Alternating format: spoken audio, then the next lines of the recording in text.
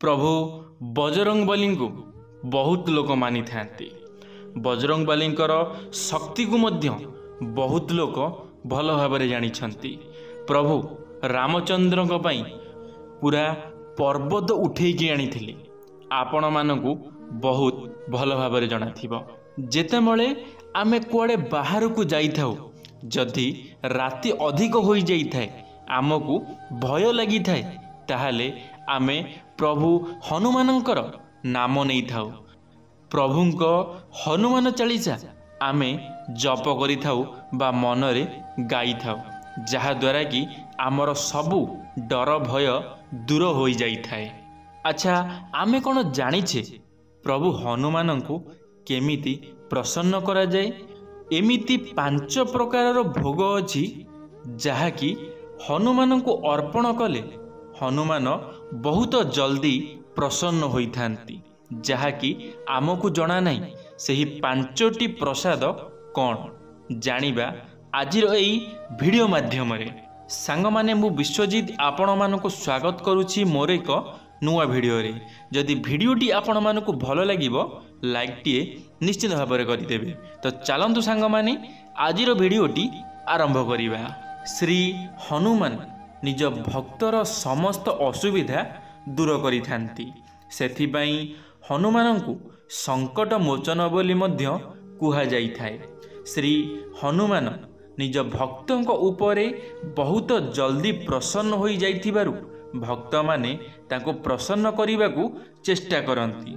केही केही हनुमान चालीसा पाठ करंती एवं केही केही भिन्न भिन्न उपाय रे पूजा करी प्रसन्न करिबा को चेष्टा करिथांती। श्री हनुमान को भोग लगाइबार परंपरा मध्य रही आसी अछि। तेबे एही समय रे आपण किछि विशेष जिनिस प्रदान करी श्री हनुमान को बहुत जल्दी प्रसन्न मध्य करि परिबे, जहा द्वारा आपणकर अनेक समस्या मध्य दूर होई जिवो।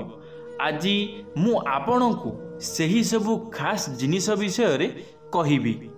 भगवान श्री हनुमान को बेसन लडू अत्यंत प्रिय होई थाए, तेणु प्रत्येक शनिवार किंबा मंगलवार दिन हनुमान मंदिर रे एहा अर्पण कले हनुमान अत्यंत प्रसन्न हुअंती। एहा करिबा द्वारा हनुमान बहुत जल्दी प्रसन्न हुअंती एवं मनस्कामना मध्य पूर्ण करिथांती। एही भोग अर्पण करिबा परे ताहाकु कौनसी ब्राह्मण किंबा गरीबों को दान करि दियंतु।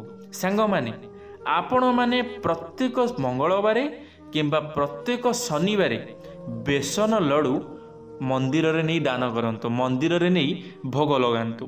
आउ सेई भोग को कौनसी गरीब लोक को हेउ कि ब्राह्मण को अर्पण करि दियंतु। द्वितीय रे हेउची भगवान श्री हनुमान को पंचमेवा अर्पण करिबा अत्यंत शुभ बोली कुहा जाए। तेबे एहा को पंचमेवा करिबा अर्थ एहा जे एथिरे काजू, बादाम, किसमिस, मिश्री, कपरागिट भली जिनिस अंतर्भुक्त होई थाए।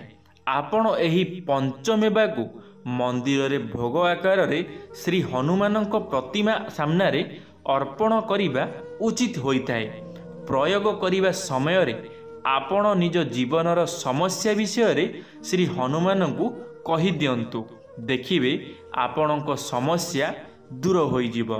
तृतीय रे हेउची गुड़, चना एवं चिरंजी को प्रसाद आकार श्री हनुमान को अर्पण कले ताहा हनुमान को अत्यंत प्रिय होई थाए। एहा खूब सहजरे सबु श्रेणीर लोके भगवान को अर्पित करि परिबे। एही प्रसाद अर्पण करिबा द्वारा आपणक भाग्य बदली जिवो, समस्त इच्छा पूर्ण हेबो एवं समस्त असुविधा मध्य दूर होई जिवो। एसबु व्यतीत हनुमानक आशीर्वाद मध्य आपणक उपरे सर्वदा बजाई रहिबो। चतुर्थ रे हेउची नड़िया एपरि एक प्रसाद जहाँकि प्राय समस्त देवता एवं देवी को अर्पण करा जाए। मंदिर मानकरे एही भोग अत्यंत अर्पित होई थाए। भगवान श्री हनुमान को मध्य नड़िया किंबा श्रीफल खूब पसंद अटे। आपण प्रत्येक मंगलवार किंबा शनिवार दिन हनुमान मंदिर रे नड़िया प्रसाद अर्पण करि पारिबे। एहा द्वारा आपणकर समस्त समस्या दूर हो जिवो।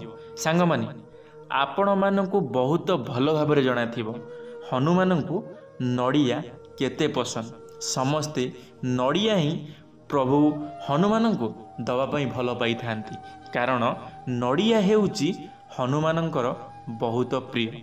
सेथिपाई प्रत्येक शनिवार हेउ कि मंगलवार हेउ नड़िया भोग नहीं जातु मंदिर रे प्रसाद लगातु। देखिबे आपणकर जहाँ भी मनरे मनस्कामना अच्छी आउ जहाँ भी आपणक जीवन रे असुविधा रे आपण माने अछंती से गोटे समय रे निश्चित भाव रे पूरा हेबो। प्रभु हनुमानंकर कृपा आपणक उपरे सदा सर्वदा बजाई रहिबो। थरे एही जिनिस को ट्राई करी देखंतु, कारण आपण मानकु मध्य जणा थिबो प्रभु हनुमान को केते नड़िया प्रिय बोली। पंचम रे हेउची मिश्री रे प्रस्तुत लडू। आपण माने जानिथिबे मिश्री रे प्रस्तुत लडू प्रभु हनुमान को केते प्रिय। श्री हनुमान को अत्यंत पसंद अटे, तेणु आपण मिश्री लडू अर्पित करि परिबे। एहा व्यतीत आपण श्री हनुमान को मोदक मध्य अर्पित करि परिबे। एही भोग अर्पित कले श्री हनुमान कृपा निज भक्त मानक उपरे सर्वदा बजाई रही थाए। एहा द्वारा श्री हनुमान निज भक्त को सर्वदा सुरक्षित मध्य रखि थांती। सांग माने आपण माने जदि पारुछंती ताहले मोदक आपण माने बहुत भल भावरे जानिथिबे। जेते बेले भी आपण माने मंदिर को जाउछंती हनुमान मंदिर को जाउछंती सर्वप्रथमे नड़िया भोग नहले मोदक भोग, यही दुईटी जिनिस केबे भी हेले भूलिबे नहीं। गोटे कथा एई जो जिनिसटी को मन ध्यान रखिथिबे। आपण माने कोन करिथांती ना जेतबेले मंदिर को जाइथांती कदली नहीं जाइथांती कि सेउ नहीं जाइथांती कि कमला नहीं जाइथांती, आपण माने एई सब जिनिस नहीं गिरी जाइथांती। हेले आपण माने जेबे भी मंदिर को जाउछंती यही दुईटी जिनिस को केबे भी हेले भूलिबे नहीं। प्रथमटी हेउची नड़िया। हनुमान मंदिर को जाउछंती माने नड़िया साथी रहिबा निहाती आवश्यक। द्वितीय रे हेउची मोदक। यही दुईटी जिनिस ना प्रभु हनुमानंकर सबुठारु अधिक प्रिय। आपण माने जानी रखंतु यही दुईटी जिनिस, प्रथमटी हेउची नड़िया, द्वितीयटी हेउची मोदक। केबे भी हेले यही दुईटी जिनिस प्रसाद नेबाकू भूलिबे नहीं। प्रभु हनुमान आपणकर मनस्कामना जेते जल्दी हेबो सेते जल्दी पूरण करिवे। धन्यवाद सांग माने वीडियोटी शेष पर्यंत देखिथिबारु आपण मानकु अशेष अशेष धन्यवाद। आशा करी मोर भिडियोटी आपण मानकु निश्चित भाव में भल लगी। जदि मोर भिडियोटी आपण मानकु भल लगी लाइक टे करेंगे, सांग मानक मध्य शेयर निश्चित भाव में करेंगे, कमेंट बॉक्स रे आपण मानकर मतामत रखिए। यदि आपण माने आम टॉकिंग वर्ल्ड यूट्यूब चैनल प्रथम थर पर आम टॉकिंग वर्ल्ड यूट्यूब चैनल को सब्सक्राइब करी बेल आइकन को ऑल क्लिक करेंगे, कारण आम चैनल रे जेबे किछि नुआ मोटिवेशनल वीडियो छड़ा जिवो आपण माने सर्वप्रथमे देखि परिबे। धन्यवाद सांग माने। जय जगन्नाथ, जय मां सरला, जय श्री कृष्ण।